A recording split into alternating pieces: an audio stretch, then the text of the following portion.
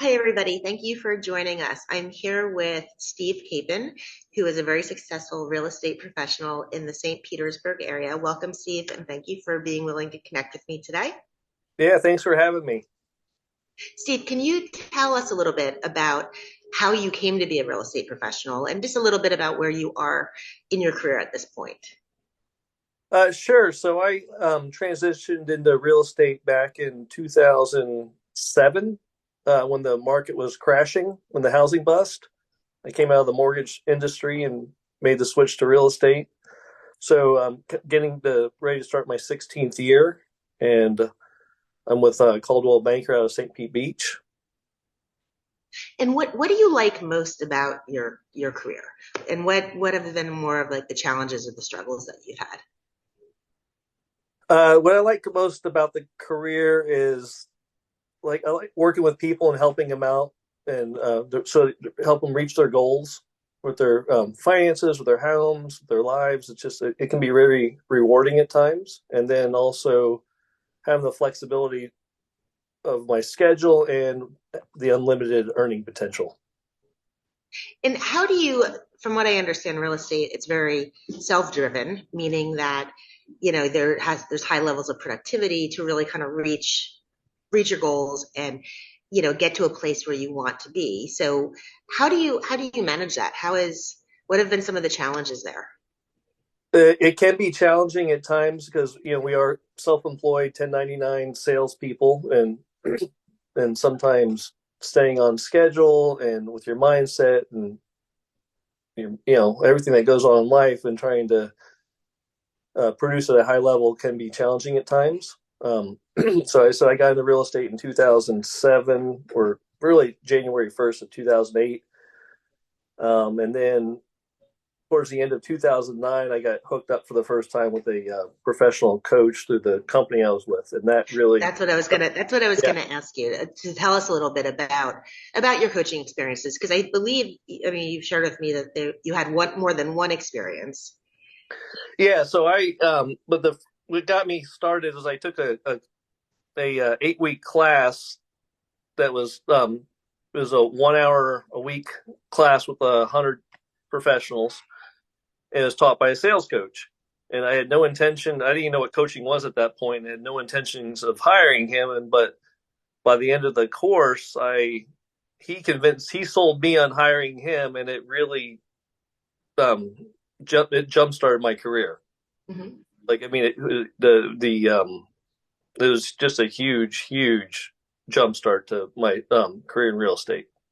And what do you like in that too? I mean, was it your coach's personality or their approach or just I ideas think, that they generated? yeah, the ideas, but a lot of it was the accountability and pushing me to think bigger. Like, I remember when I first started working with him, he had some of the, like, I didn't even believe some of these things were possible, and I was brand new to real estate, and so it really, he helped me out a lot with my confidence, but also pushing bigger, putting bigger goals, and then holding me accountable to reach those goals. And did you meet with your coach in person or was this telephonic? Was it It, via yeah, so video? once a week, hour phone call. Okay. And was there anything about the coaching experience that you didn't like or that felt just sort of unnatural for you, just in terms of your previous experiences career wise?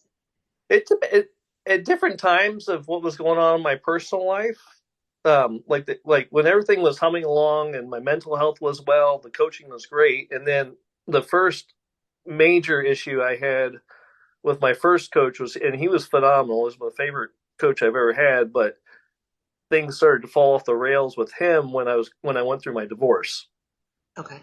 because of all the challenges I was going through with my mental health and going through that. And he couldn't really relate. And he was just telling me, well, just suck it up and push through. And it's just, I just started tuning him out because I'm like, he just didn't understand.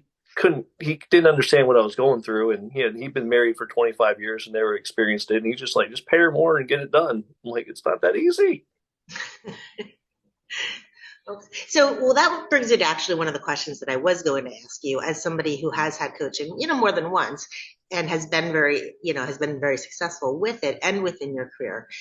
Breaking forward coaching, we're doing one of the unique things about us is that our entire management team, me, Beth Tamarkin, Dawn Sheehan, Nicole Abadia, we're all coming from a place of mental health experience, right? So we're not doing therapy, we're not doing mental health counseling, but we are able to draw from that kind of clinical experience into the coaching that we do, and we're able to recognize those variables. It almost sounds like if your initial coach that was really helpful to you in so many ways, if he had perhaps had a background, would that have made a difference, do you think, at that point? I think it would have been a huge difference. And I mean, the more I think about it, the more I think the advantages of that mental health background could be really beneficial for people, for professionals, because life isn't always going as planned. It no, it doesn't.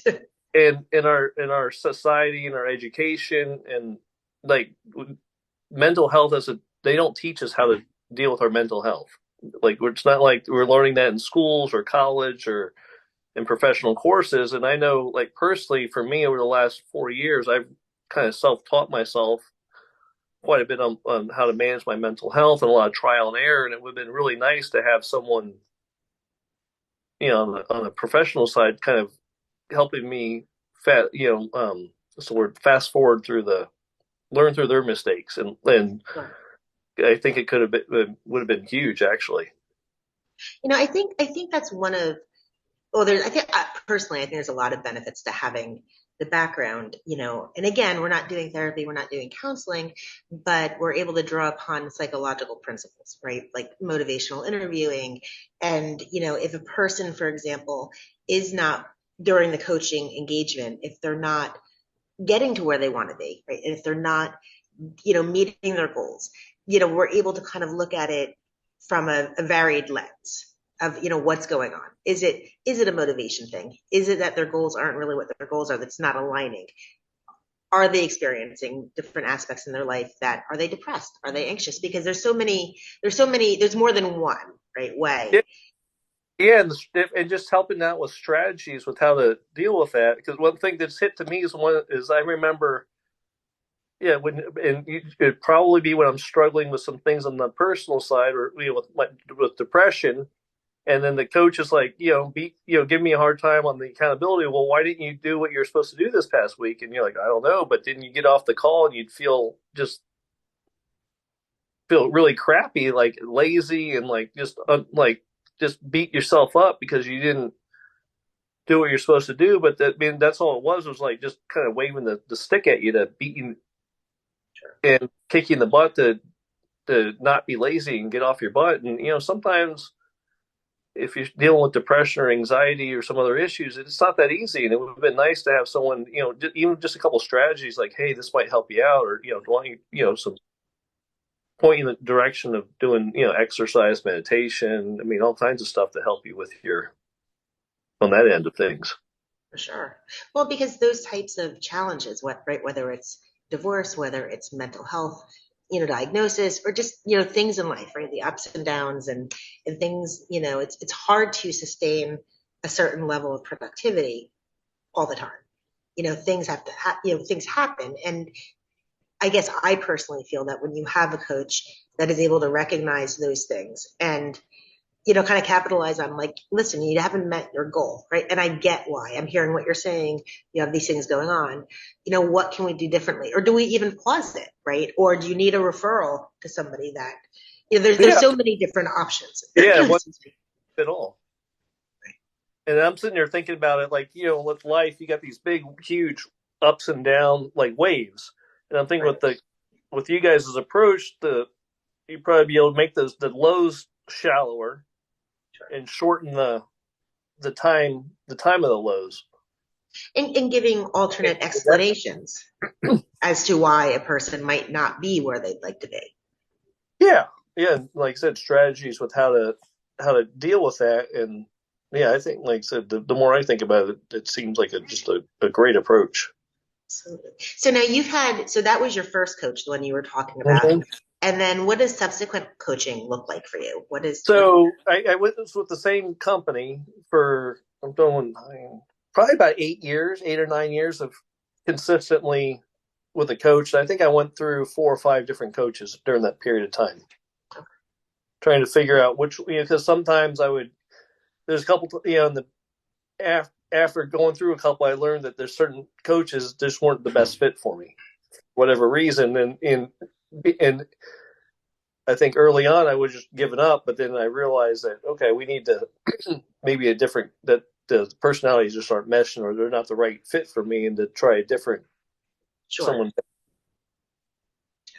And was any aspects of the coaching experience unhelpful in regards to productivity or meeting your goals? I mean, I know that you had mentioned, possibly having had a little bit more understanding about some of the stuff you Uh, were going through for personally. me, overall positive. I mean, sometimes it wasn't as effective, but I'm like I think I respond okay to being kicked in the butt and held accountable.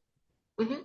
So I have a good mindset there, but I know the certain personalities that approach wouldn't have worked as well with. Sure. So now you've recently, if I remember correctly, you recently moved into working with Keller Williams. You were independent for a little bit. You're right. And so having your, I'm sorry, Coldwell. So having your new colleague, like working with colleagues, right, as opposed to completely independently in your own space. How has that, so making that transition, has that been difficult for you, or has that been relatively easy? It's been relatively easy, and I mean because we're still independent, so sometimes we're in the office, sometimes not. But I do like the camaraderie and having a little bit more support behind me, Hmm. and so that's I do for me it's a much better fit having like the big brand and big company behind me and the support that comes with it. Sure. And that's partially too because knowing you as I do know you, you've always been able to accurately assess, here's my strengths, here's not my weaknesses. We can say weaknesses, but yeah, Your they weaknesses. weaknesses very like they fill in the holes. Like I haven't actually since 2009. I've always either had a business partner or a full time admin on salary to basically take care of my weaknesses. And with Coldwell Banker, I've learned that I can my weaknesses they fill that in for me very easily, where I can actually do that without having to have a business partner to share my revenue with or pay someone $40,000 or $50,000 a year to salary to do that. So for me, it's a great fit. It sounds like it. So have you always been very clear on what your strengths and your weaknesses are, or is this something that you've learned through just life, through coaching, through your experiences? Yeah, I mean, some of the weaknesses I knew, but over the years, you start to get a better understanding, and I'm more aware of and reflective of what I'm good at, what I'm not, and much more comfortable with what I'm not good at. Like it's okay, Sure. Right. It's because we can't be good at everything. right? I mean, most people anyway. I'm sure there's I mean, like that niche few. probably I are. just haven't met them yet. Okay. So if you were to give advice to somebody, right, or give feedback or suggestions to somebody who said, "Hey, yeah, you know what? I think I am looking for coaching. I'm in a place where I'm doing pretty okay, but I'd like to be better, right? Or I have these Mhm. goals that I really would like some accountability for." What would you say to them? What are some of the things that you have found that have been very helpful to you just across the board as a professional and as somebody who's very successful in your position? If you haven't tried coaching before, I'd highly recommend doing it and committing for the 6 to 12 months, and then interviewing several different companies to figure out who's going to be the best fit for what you need, and It's stick with it. really, really good advice. So, do you want to talk a little bit about your current, kind of what you're looking for? In other words, plug yourself, Steve. So what? Oh yeah, Yeah, do that plug. I'm looking for people who want to sell all their beachfront properties. All right. But seriously, so I with the Caldwell Banker move, I moved over to the beach on St. Pete Beach, and so I'm trying to move into that. onto the beach properties a little bit more and waterfront and all that good stuff. And but I'm always looking for anyone who's looking to buy or sell properties in the Tampa Bay area, St. Pete, Clearwater, wherever. Well, we'll make sure that when we post this to our YouTube channel and just our different socials, that we'll put the link to your website. No, So I greatly so that. if anybody is interested in tapping into Steve, I can vouch for his hard work and his ethics and his credibility, and he would make a great agent. In fact, if I were to ever sell my place in Madeira Beach, Steve, you got it. Well, thank you. I really appreciate that. I appreciate your time, and I appreciate you sharing with us your experiences, and it was nice to see you. Yeah, you too, Kate. Thank you.